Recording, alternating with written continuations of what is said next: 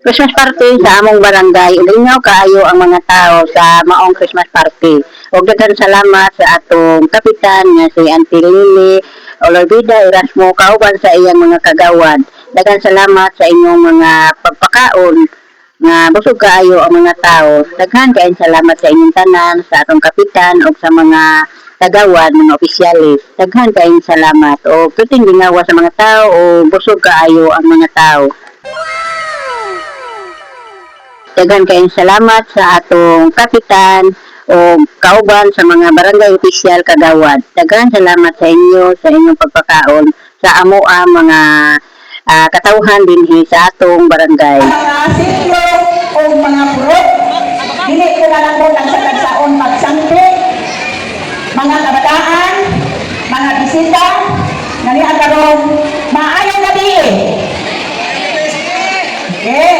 Ni amin na karon para mag-celebrate sa atong Christmas. Christmas sa barangay Hansay. Hinaot, naninig na itong pag-anin, mag-enjoy kita. Nalipay ako nagsusun ninyo.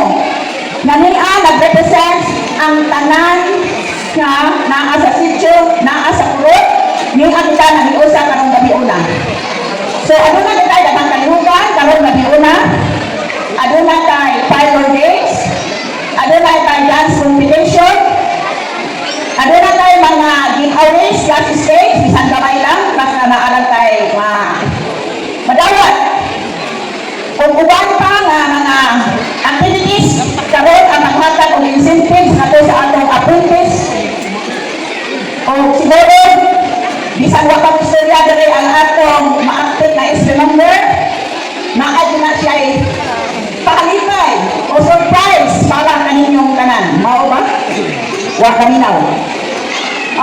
So, di na ko debalo. Pinahanglan. Naa kay Medina, naa kay Tuba, naa kay Impi. Kung magkuwang, kulitan inyong kagawad, andam na sila. So, maayong gabi inasan, enjoy kang tanan, o magmalipayan ka, hangtod mahuman. Daghang salamat.